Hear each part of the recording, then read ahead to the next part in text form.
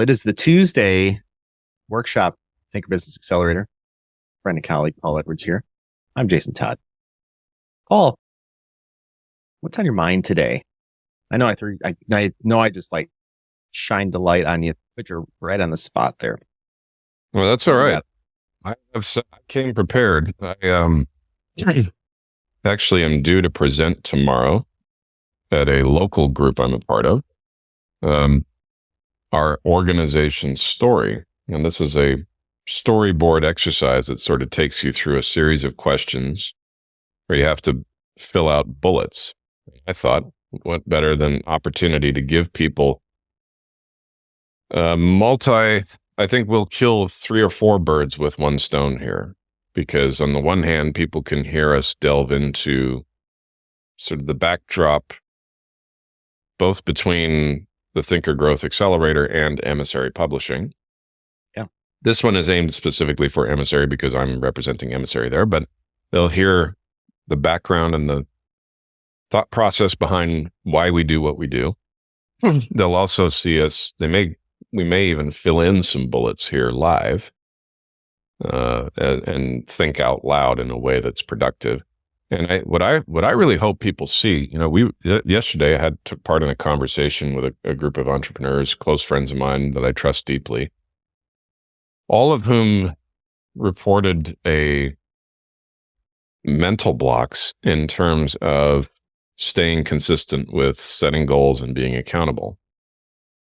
And my hope in doing this for the audience is that we would show people the difference between sitting in a room by yourself in front of a computer trying to work this stuff out versus the distinct advantage of doing it in community with the right people. You can't do it with just anybody, but you got to do it with the right people. But the point is, you need a sounding board for those ideas to bounce off of so that they can either hit the wall and fall flat because they're useless, or they penetrate and then that other person begins to add context and layers and value to it. And sooner or later you have a valuable idea. So I thought, let's dig into this, and I'll sort of take you through the sections that I've completed.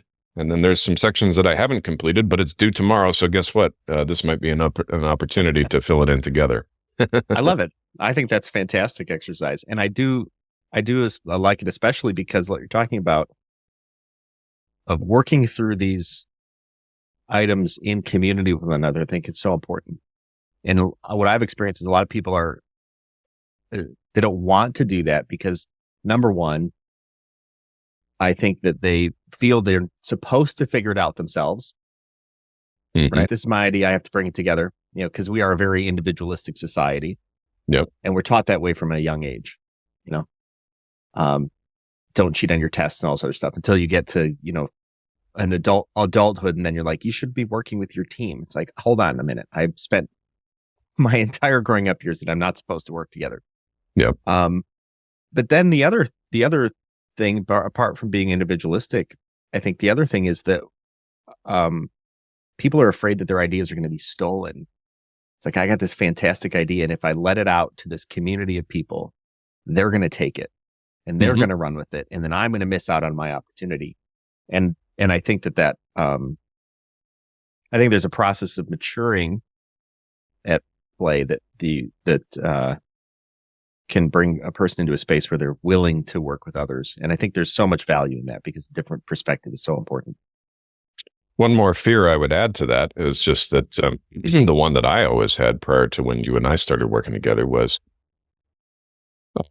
I wasn't necessarily averse to partnership, but you hear the horror stories, and you also get used to after a while when you travel around, no matter what circles you travel around, really, a lot of people are only interested in you if there's money involved, if there's a definite chance they'll make money, which I don't want to say that you should not be more interested in someone with whom you could have a financially successful partnership than somebody who's just twiddling their thumbs. I understand the difference there. But at the same time, there also needs to be an interest that goes beyond money. Meaning, I just find it valuable to have a relationship with this person. And if we make money, great. If we don't make money, that's okay. If we make a lot of money, that's ideal, but who cares? At the end of the day, it's worth investing to see where this can go. Yeah. That's the key, right? Mutual investment. Yeah. And maybe that is something that holds people back from working their ideas through with other people, because they sense the idea that there is not mutual investment. And so they want to, they feel like they have to do it themselves, and then they don't want to ask anybody for any assistance, because I got no money or whatever it is. Yeah. Or all good points. You have nothing you feel like, well, I don't have any cash to put down to pay you to do this. And so therefore you're not going to want to do it. And a lot of times you're right to fear that, but you can't say that that's the default setting for every single person out there. So, right. Yeah. All right. Well, this is good exercise. Let's go. Lead on. All right. Well, I'll lead off with, we'll try and go through all the questions here systematically. We've got some time, but Right. The first question that we're supposed to fill in, or the first set of bullets, is this is what influenced us to launch our organization. And so for the purposes of Emissary, right, I wrote, well, we identified gaps in the publishing industry, that authors were being underserved. And we said, between the two of us, we can fill those gaps, right? There's one example. Another one, which we were just alluding to, is we were exhausted doing business as lone wolves. You were exhausted, I remember, because you'd done it and succeeded at it and still didn't scratch the itch. I was exhausted because I'd been trying to do it and kept failing. And I said, and both of us came to the same conclusion. It's time to stop doing this stuff alone. And then there was a dissatisfaction with an incomplete experience for the customer. And so particularly from my end, I was coaching authors and ghostwriting for authors and helping authors get a book done. But I really had very little influence over who published it or how it got publicized and promoted, and therefore the degree to which it was successful or influential or impactful the way the author intended it.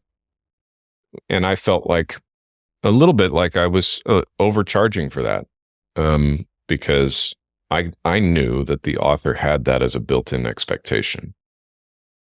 Just because they didn't verbalize it didn't mean it wasn't. So those were the three bullets I came up with for influencing us to launch our organization. Anything else come to mind for you? The things that stand out to me are essentially what you talked about. I think that the Emissary Publishing is a confluence of our strengths, because we have complementary strengths and complementary things that we are interested in and good at. So, you can approach it from the writing end, and I can approach, and that's not my strength. You'll dig in and you'll love it. I will dig in it, not begrudgingly, but it's very difficult for me.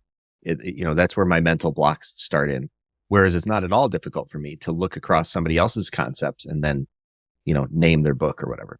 Yeah. That's very smooth for me. So I think the complementary work and strengths, the other thing is this need. I like what you talk about with the need in the marketplace. So when I was going to publish my book, we went down the road of looking at different publishing options, and I thought, well, this is a bad, there is no good option, no readily available. Like, this is a great option. I'm so satisfied with this option.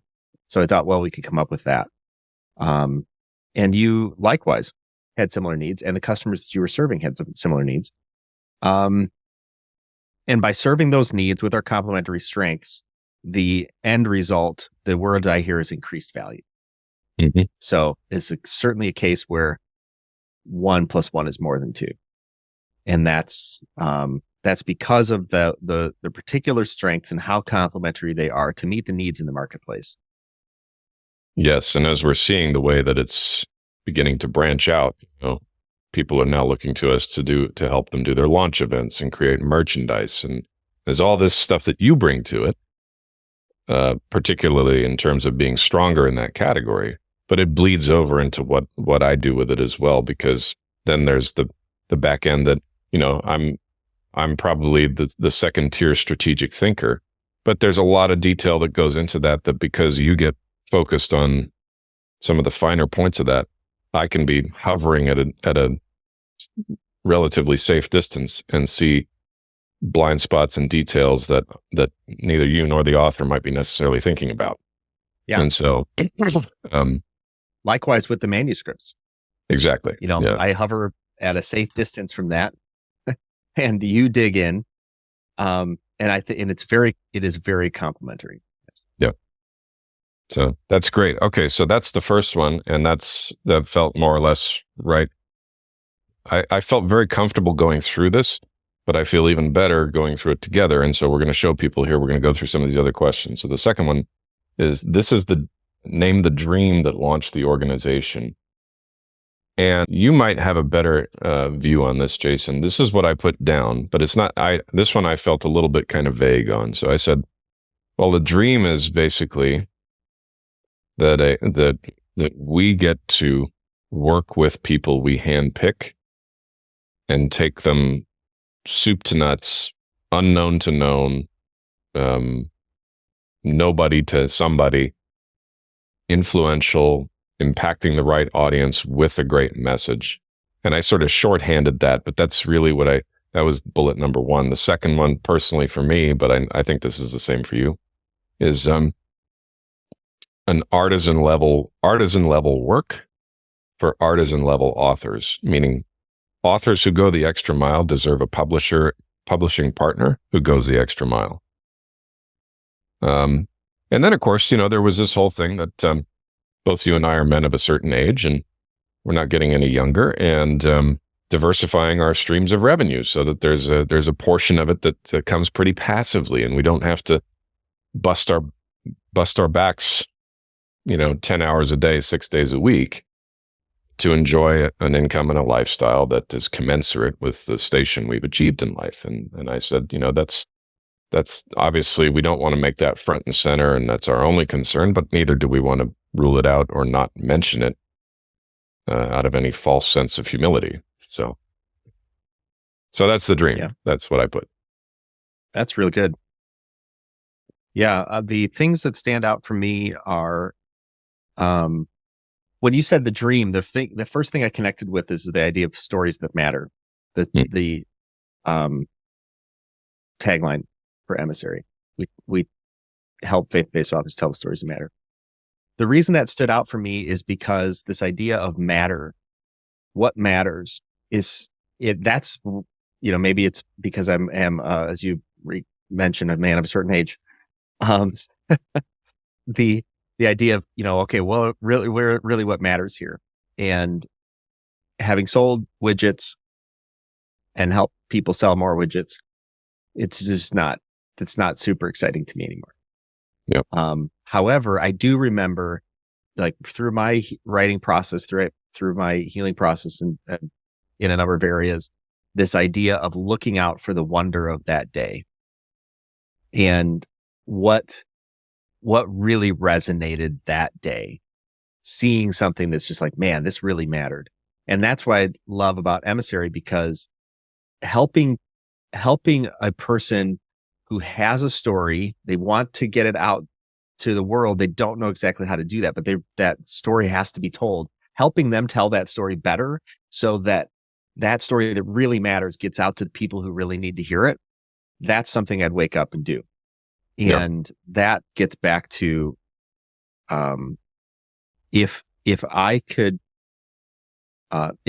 do that, if I can take part in that and see that come together, that's exciting stuff for me. It beats, selling widgets. Yeah.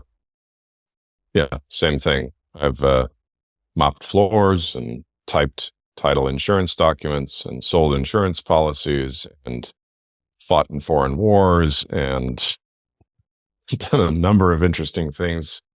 Yeah. And not to diminish or say that work is worthless or insignificant, because it's not. It needs to be done. There's all sorts of jobs that need to be done. The job that I choose, given the choice at this stage in my life, is one where I see a message go from a sender to a receiver, and that receiver bursts into the kind of flame we all want to, right? Just gets loaded up with inspiration and energy and restoration and vigor, and then goes out and spreads it to other people. And the right kind of message too, right? Now, there's all sorts of things that you don't want to spread that go viral, but this is something that I do want to spread. And, if it goes viral, all the better. Yeah. And I think for, making it really relevant to other founders too, and this is relevant for us. I've told people, if you're, one of the benefits of being an entrepreneur, being a founder, is that you get to build your business around your life to a good degree. If I want to work remotely, I can build it so I can work remotely. That is not that option is not afforded to everybody. But if your business is not supporting the lifestyle that you want to have, well, then go get a job, because you'll have, less stress, make more money. But then you're going to get your 2 weeks of vacation. Yeah. And in your couple sick days, which you're going to have to lie about, to be able to use. So yes. I think, part of that dream is, if I can help people tell the stories that matter to the audience that really needs to hear it, to be able to really change a person's life, change the trajectory of their life, and do it to a good degree that it supports my lifestyle, then, the flexibility or the freedom or whatever it is that I'm looking for, then that gets me going. That's super exciting. So that's the dream. All right. Question: what does success to date look like? For me, this came down a lot to brass tacks. You may have a different look on this than I did. I thought of the fact that, we've got to publishing in the first year, in the year since we published our first title, which we're coming up on the anniversary of that. It's April 15th, 2023. We've added 3 more authors, 3 more titles immediately, plus 2 of those authors have 2 or 3 titles still to come. And so in year to year, tax day 23 to tax day 24, that's a pretty good start, in my opinion, particularly for how difficult these authors can be to find sometimes. Our first author has sold close to 1,000 copies of his book, totally organically, no assisted marketing, no paid promotions, no paid ads, nothing like that, just going and sharing his message. He's either on the doorstep or has already crossed it, and I just haven't done the tabulations yet, but he's close to selling 1,000 copies of his book in the first year. And for perspective's sake, right, as we tell authors quite often, most books never get beyond 100 copies. And most of those 100 copies that you do sell go to your friends, family, people you already know. So this is him going and selling to people he doesn't know in other states and cities. But the result of him going to areas where we've done research and helped him identify where's the place I'm most likely to sell copies of this book. And he goes and he teaches and he sells. Yep. And it's that easy. So that's another one. All of our marketing as a firm up to this point is statistically free and organic, meaning we're not doing paid advertising. We're not hiring PR firms. We're not hiring agencies. We're not spending boatloads of money on digital ads. We're getting referrals, and we're prospecting people, sometimes cold, sometimes warm, on LinkedIn, and getting just organic inbound opportunities. I think that's a great first year marker. If you get to year 10 and that's still all you're doing, you may have an issue, but and then we're also branching out, and we're doing stuff that we didn't even originally think we would be doing, such as event planning and merchandise and all of that. We're finding other ways to monetize what we're doing. We're co-authoring our first book together. We're about to release that. There's just a whole lot of individual bullets there that I found useful, but I'm going to yield the floor to you in terms of success to date. What does that look like in your mind? Success to date looks not only like, brass tacks. Are we getting people in the door? Are we getting good revenue and good profitability? That I think is important. I think from one of my key markers is, do things feel settled? Do we have processes that work? And are we getting pulled through to be able to refine those processes? So here's what I, mean by that. So when we published, Ron's book, Rose Therapy, right, the first book right out of the gate. Okay. Well, a handful of things went really, really well. The process of getting his manuscript written so that he loves the voice. And then the process of getting a cover on there. That cover, he was talking about how great that cover is. So he's got a manuscript that he loves. He's got a cover that he loves. We weren't shooting in the dark. It was like, you knew where the center of that mark was. I knew where the center mark was. And he was just like, yes, this is great. All right. So then fast forward to the second, let's say one of this, the second book that was coming out, getting him, through that manuscript process, everything just felt like it settled into place. There was no chaos. It was a massive project. I think we went from 600 something pages down to 269 or whatever it is. Yeah. Right. Massive undertaking from a manuscript perspective, but listening to his heartbeat to name it The Hope of War. Yeah. And then he was just like, this is perfect. Right. So now he's got a manuscript that now he feels like took him from all of his rambling down to, all the stories that are for me, right? Instead of thee. Yeah. Right? All the stories that were for him, those are gone. And he's got this manuscript that is telling his story, and he's super proud of that. Yeah. That's a great confluence of skills, really settled in, took the chaos, and it's just, moving forward, with, I don't know, some level of peace and being settled. And then, titling. The processes to get through all of that have to be put into place. Yes. The second, third, fourth, fifth times, like we're developing those processes so that we can handle higher volume. Yep. And then we also know what needs to be held super closely and what can be held at more of a distance and delegated out to perhaps VAs or assistants in some ways.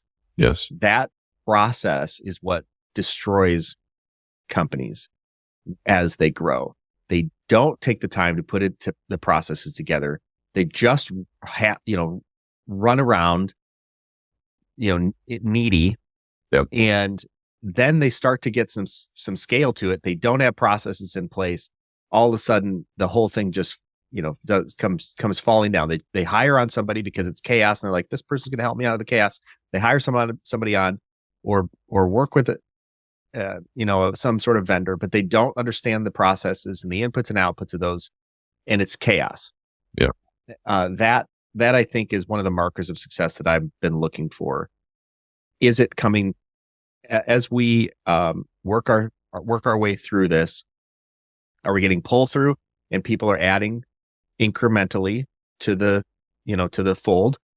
And is each one of those projects just sort of settling? Like, we know where this person fits, and are there processes being built on top of that so that when we get that next project in, it's not like, oh my gosh, I'm not sure how we're going to do that.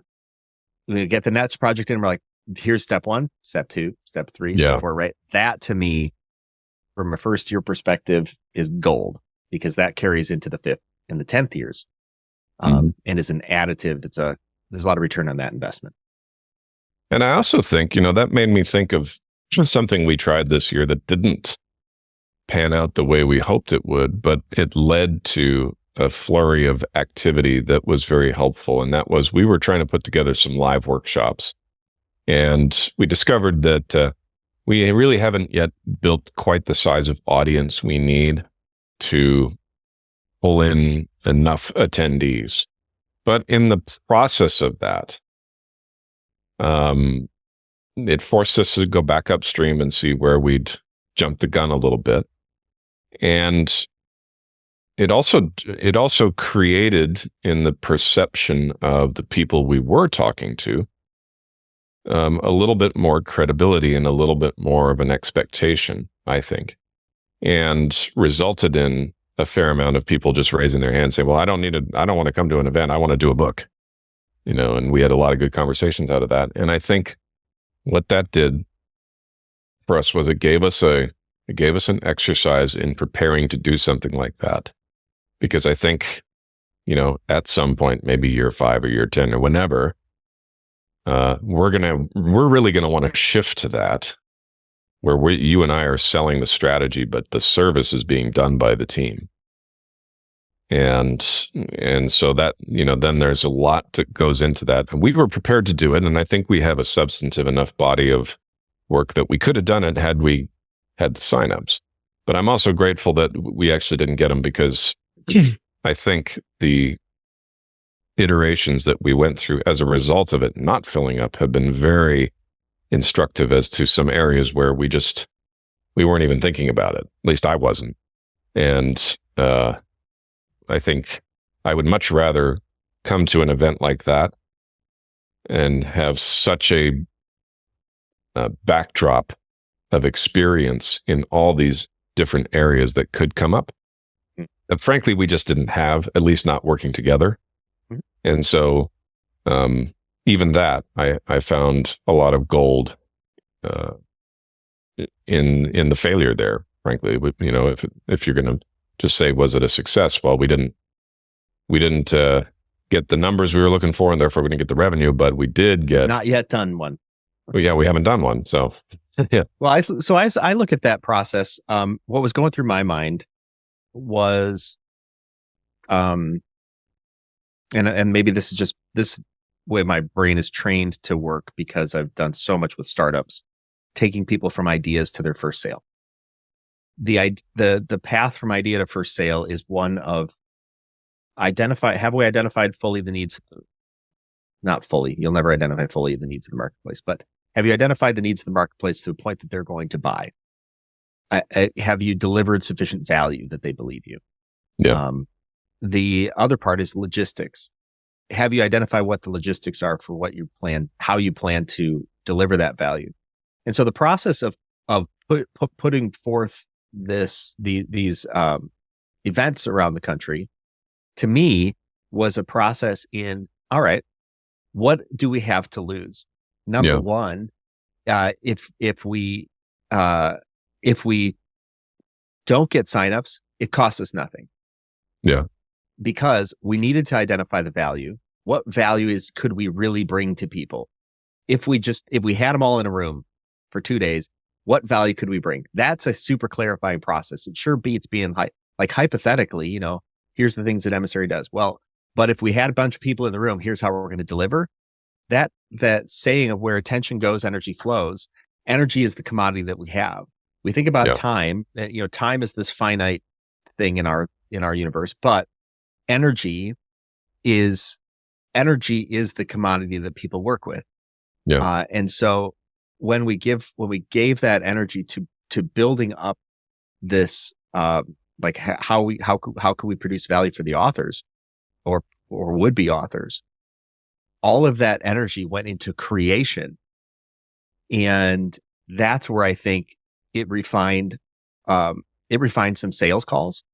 It refined some marketing materials, which, when we send those out to authors, it's like, oh, you speak my language. You have more value here. Well, yeah, we did that because we thought, well, what value should we be delivering, or what value could we be delivering? And I don't think we would have developed all of those. We certainly wouldn't have that investment and the return now that we're seeing on that investment had we not gone down the path of creating those events, inviting people to those events, giving them the resources, because none of that stuff was created. Yeah. And it gave us a point in time to create it. And if it worked and people signed up for those, then awesome. People didn't sign up. Okay. Nothing lost, because we added so much to the organization that didn't exist. And so now if somebody says, hey, it would be great if you put on an event. Oh, well, easy. We could do that. We have that We have that We got entire it. structure built. We just needed somebody willing to pay. Exactly. Yeah. So there's that, I think, is the process of testing the market. That's what I look at it as. That's just a process of testing the marketplace. You can go door to door saying, "Hey, I'm painting sidewalks today. Do you want your sidewalk painted?" You might find out that nobody wants their sidewalk painted. You might find out that somebody does, but you would never know until you went door to door and said, "Hey, would you like sidewalks being painted?" We would never know what the marketplace is really going to resonate with the marketplace unless we said, "Here's something we're going to be doing." Yeah. And then just get about, talking to people. Yeah. Yeah, for sure. Okay. Next question. And we may want to turn this into a 2-part series because we're not even halfway through. Okay. Do we need to answer shorter questions? We can answer shorter. We can go. Well, I think no, but I think it's good for the audience to hear the background. We can just say, "Hey, we'll continue this next week, potentially, if you think it's worth it." But these are good questions that I think every business owner should be considering. So I think this is a great exercise. Thanks for bringing this. So this next question is: name what your primary challenge to date looks like. And I think I probably went on the surface a little bit here, but I'll say, some of the things that occurred to me is the bullseye of a client has not yet fully materialized, and that may just be a maturity thing. But we're looking for somebody who wants to go full bore from beginning to end, where we really get the chance to go through our entire process with a client. Everything from strategy to drafting to editing to publishing to launch, marketing, testing, refining, sending, bookings, and ongoing, and see a book become not that we necessarily are pursuing these titles, but become a bestseller in its own right, because in direct correlation with the work that we've put in partnership with an author. And that requires a certain degree of investment and a certain mind frame. And we've come across people who have some of that, but don't necessarily need or don't want the entire spectrum of what we do. And that's totally fine. We appreciate that. We're not, sitting here complaining. But on the other hand, for us to hit the bullseye of the dream we referenced earlier, it'd be good to have a few clients like that too, where we're really just, we're growing it from the ground up in a lab, and it's busting out at the seams, and it's putting numbers on a map. And so I put that. Another one has been developing our own publicity rhythm, drinking our own Kool-Aid, for lack of a better way. Neither of us are big out there self-promoters constantly making the rounds, but we need to get out there more than we do, because that's where we'll probably find a lot of people who are interested in talking with us further. And then just the concept of traction. And again, that's a maturity thing in terms of how long you've been in business and how consistent you've been. I think we've been putting in the energy and the consistency, and it's going to come at some point. I feel fully confident of that. But it is one of the challenges, right? It's like, is there a lever we can pull right now to make that happen? I don't know. And if there isn't, I'm okay with that.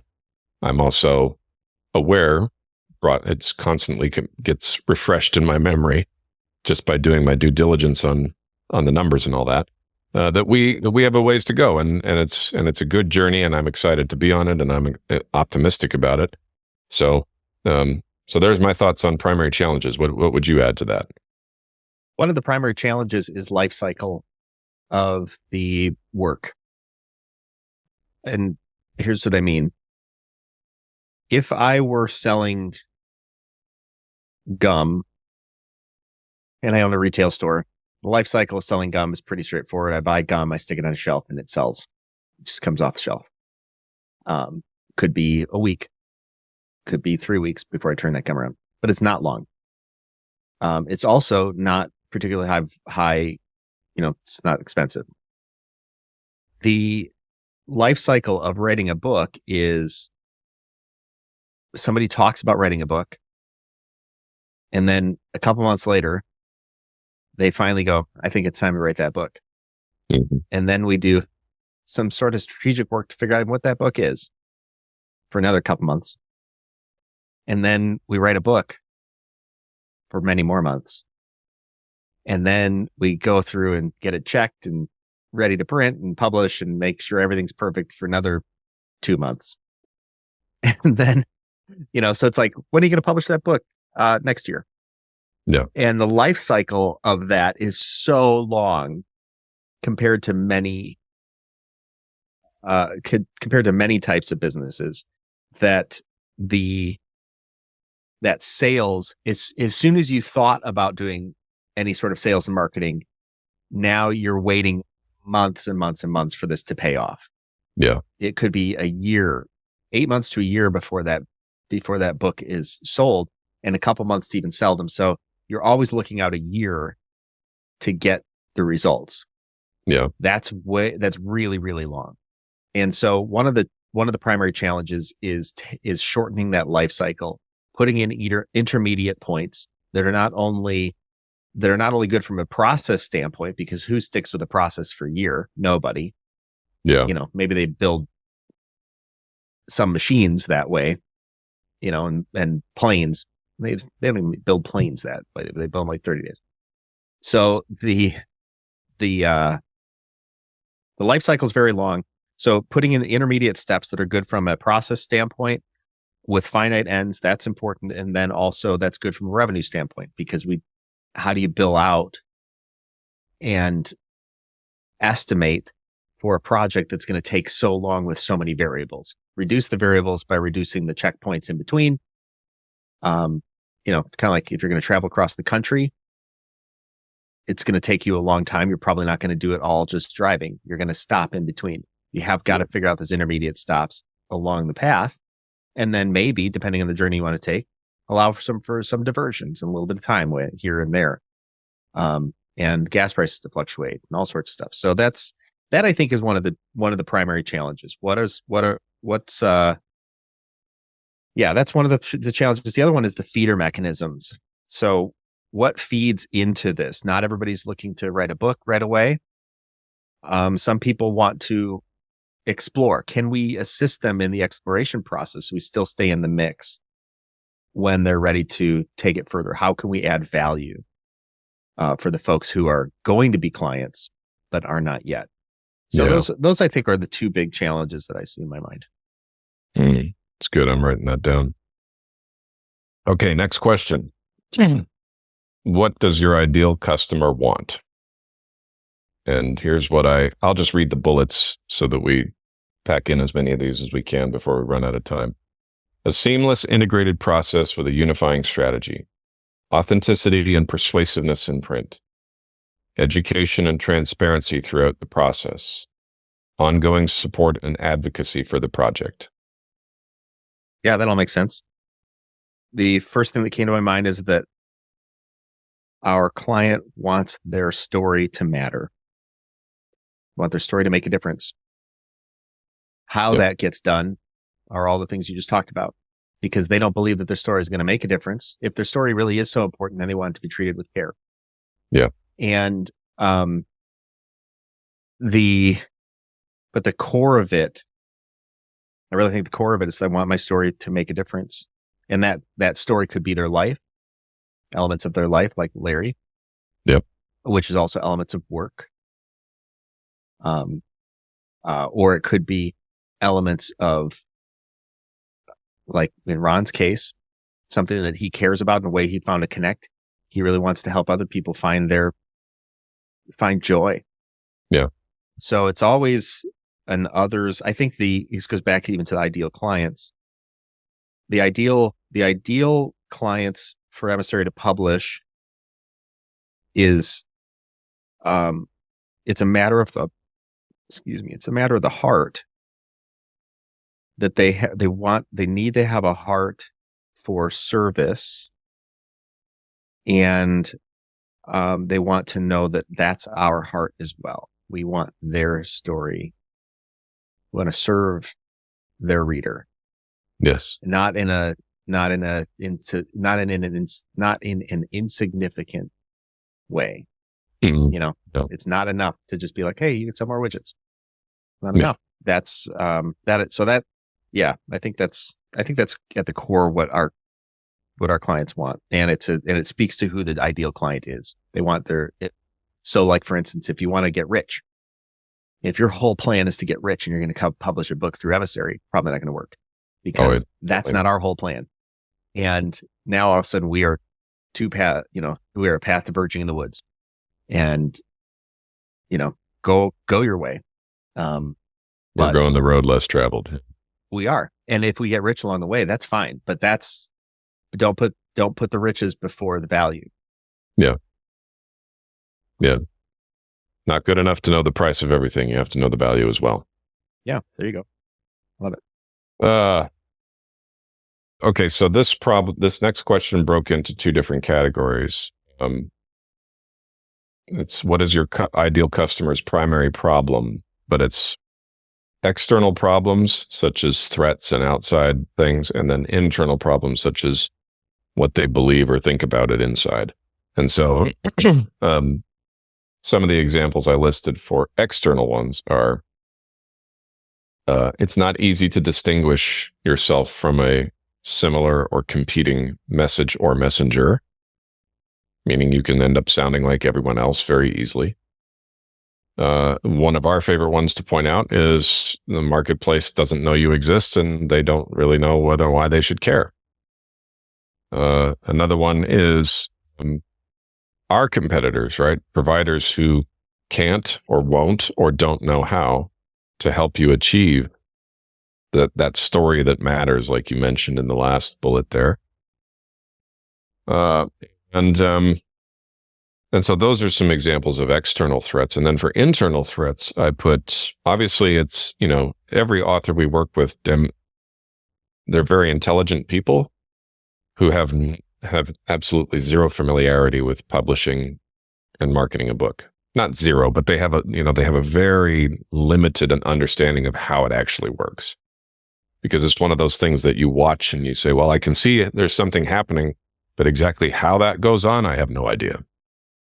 Right. So that's one example. Another thing is they themselves are often, they have a vague feeling that message is important, but they don't really know why, because they haven't hashed it out. They just know that they paid a huge price to gain this body of knowledge, wisdom, experience, etc., but they don't really know what to do with it or how to organize it. And therefore they don't understand why it's important. And so they come to the process, they're unclear on the purpose. They're not really sure whether they should move forward with it because they themselves can't explain it. Another internal problem is false ideas or expectations about writing a book, right? There was a time when Tom Clancy and Michael Crichton made millions off of writing books. That time has passed, right? And so there's people who come in and say, oh, if I write it, it'll sell. That's not true, right? And we have to dispel that notion all the time. Then there are others who they're not laboring under that false assumption. They're laboring under the assumption that that they could very easily get sidetracked into wasting time and energy and resources by doing this, and they avoid it because they're like, I don't want to get bogged down with people who lead me down rabbit trails. If they can't take me to where I want to go, I might as well just not bother, even though what I have to say is tremendously important. So, your turn. Refresh my mind on the exact phraseology of that question. So the ideal customer's primary problems, external problems, threats and external forces and all that, and internal problems, beliefs, attitudes, and thoughts. The primary problem that I see with folks is that they've not really got down to the core of what they really want to communicate and why they care so much. They've not get down to that. And that, I think, is the central issue, because when a person believes something needs to be said, you can't stop. Yeah. And I look at it like I've been following the volcanoes in Iceland. And there's some new fissures and cracks that developed, and some tiny volcanoes that developed outside of a city. And the city was under great threat now 3 times since in the past 6 months or something like that, of maybe being overrun by either cracks in the earth or potentially magma just going to overrun the entire city. And the reason that comes to my mind is because each of us, we have this core of our being somewhere deep down. It is hot. It is moving. It is full of life and energy, and it is unstoppable if it were to come to the surface. And sometimes we let those things out on the surface because we each have cracks, holes, soft spots that we feel. And, suddenly also, the magma comes up to the surface and out, sometimes it comes out explosively all over everybody. Sometimes it just oozes out and builds new land. And then that can, sometimes a hole opens up and it consumes some of the stuff that was on the surface. It comes back and goes back down into our core being. But you can't stop the core of a person, because if you did, they would be gone, just like the earth. If the earth did not have a hot core, it wouldn't be lifeless. And I think one of the tasks, one of the great opportunities for our authors, and we've seen this time and again, is that when we get down to the core of what they could be talking about and how they could be expressing that into the world, you see their face light up. Yeah. Like, oh yes, that's, like this new author that we, ideally be working with. But I was like, yeah, here's the voice you could have. You can't be an expert in business because you're not an expert in business. No one's going to trust you or believe you. But you can write this as a journal because you can offer hope to everybody else. And they're like, oh my gosh, this is great. It totally meshes with her personality. That kind of, she never would have come to that conclusion on her own. It is one of her greatest problems was that she was thinking about, she had to impart business advice. Yeah. And she was told, you don't have to, because it's not important anyhow. Yeah. Yeah. So that I think is that's the greatest problem and opportunity, because there are other places that can help you write a book. There are other places that can help you put a cover on it, do all the technical details. You could go onto Fiverr and find somebody across the planet who isn't even going to read what you wrote. And they're going to make it, they're going to throw it into a layout. All that technical stuff is easy. That's the easy part. The hard part is figuring out the stuff that you don't even know about yourself, and how opening that up gives you so much direction and life and energy. And that is a message worth communicating. So many people don't understand what their message is and why it would be so worth communicating. And I think that that's one of the things that we help people with. Yeah. And that makes all of the difference. Yes. Yeah. Yeah. I've heard people talk about, when you get to they have the, known knowns, known unknowns, and then unknown knowns and unknown unknowns, something like that. They have some matrix for it, and it's the unknown unknowns, right? That we're getting really good at spotting with people because of the way we interview. It's not magic. We don't say alakazam and all of a sudden we see it. We talk to them and we let them talk, and based on what they tell us, we we have a huge matrix in our heads where we can say, oh, this is reminding me of this. And then and then we know what's the eternal principle behind that, right? What's the immutable, unchanging law behind that? And we bring that to bear. The thing that excites me so much in what you're talking about in this particular, question is one of the skills that I have, one of my strengths is to be able to see that in people. Yes. And pull it out. And the fact that I get to do that, and then help them follow through with their individual story, that's super exciting. I've done it in other contexts before. I've done it for businesses. But doing it for a business is a whole lot different than doing it for an individual who wants to do something, who wants to bring that forward to the world. Yeah. Because that uncovering of that one little thing, which is one of the biggest things in a person's life, that has so much impact beyond their book. Yes. It has an impact into their sales conversations, it has impact into their conversation, their planning for their business, their employee conversations, their personal relationships. That the value of that is just off the charts tremendous. And I get excited about being able to utilize that in the context of helping people bring their books to life or their stories to life. It's more than books.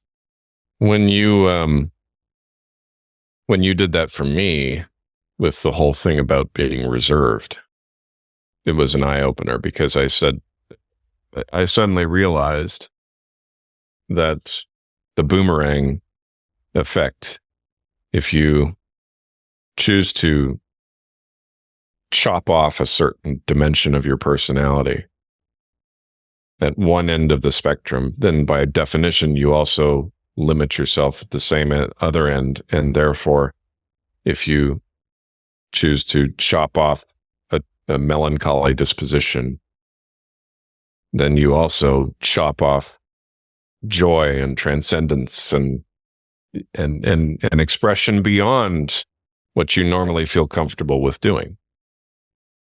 And that was just, after that, I felt, I wouldn't describe myself as having gone into being an extreme type of personality. I'm not, I'm still a pretty even keel sort of personality, but I don't feel confined to that. If it's actually inside me, I feel comfortable letting it out.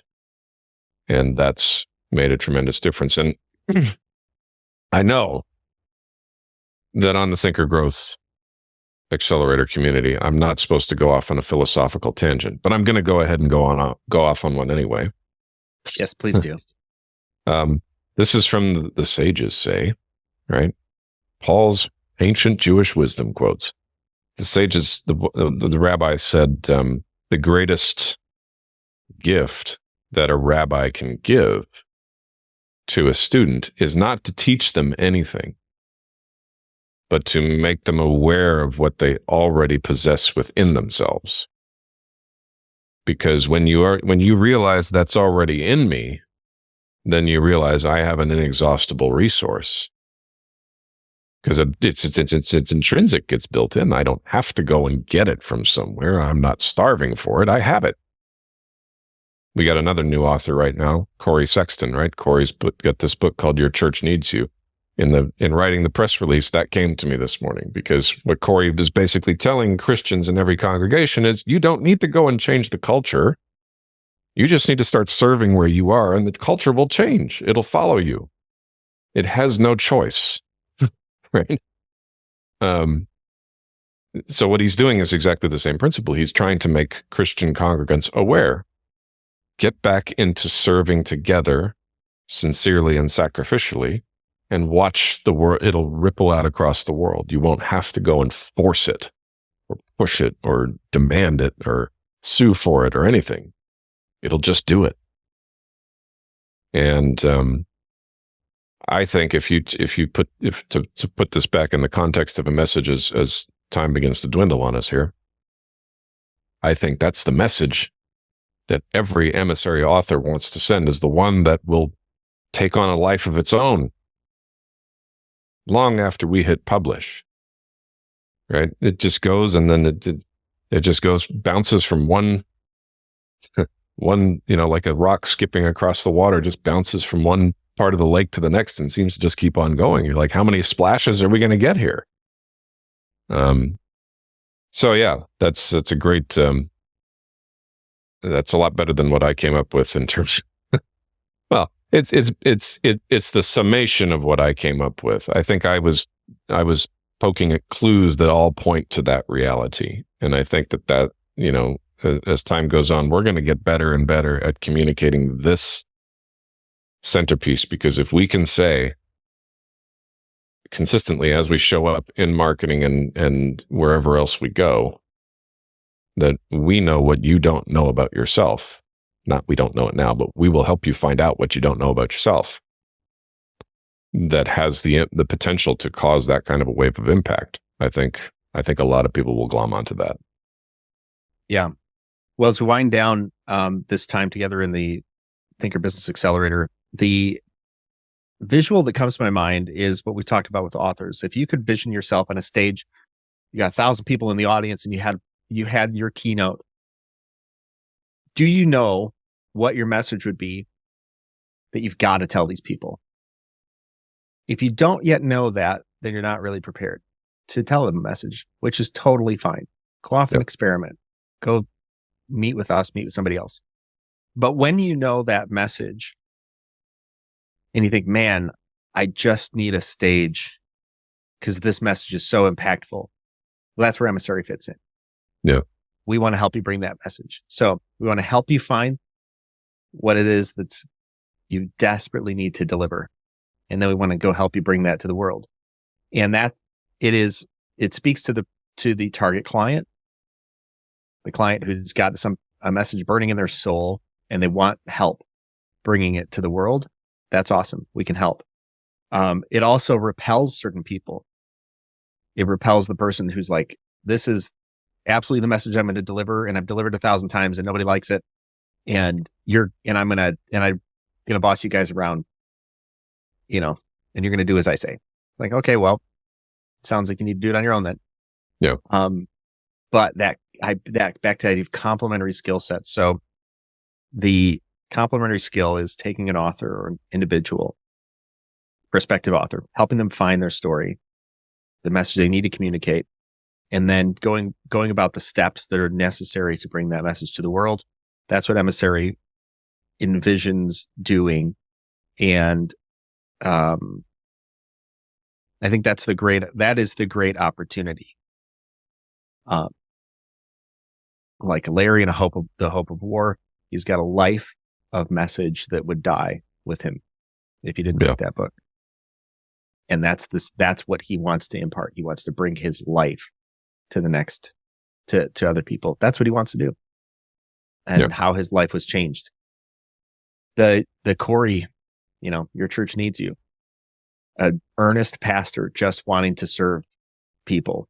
And his dream would be, man, if I could just take these sermons, turn them into books, and then somebody else could do something with them. Do anything you want. Just get it out there. He's happy. Super happy. Yeah. That's awesome. That's that kind of individual coming to that knowledge. That's life-changing for them. And then being able to put it out to the world, that's life-changing for the world. And that, I think, is what Emissary does. So that's my story. Well, Paul, this has been a fantastic exercise. I love it. I think we should come back for part 2 next week and let people take these questions into their own organizations and their own lives and answer them. And I think, to your point earlier, it's almost impossible to answer this as an individual. You got to answer in a community with other folks who can see inside you the things that you can't see yourself. And we all have those. And some of those, some people are gifted with spouses who can help them with that. Some people are gifted with friends and colleagues who can help them with that. But either way, that is a necessary necessary role, important role that we can play for other people. So, yes, this is the Thinker Business Accelerator and the Tuesday workshop. Always a pleasure. Great to be here. Thanks, Paul. I'll chat with you soon. See you next week.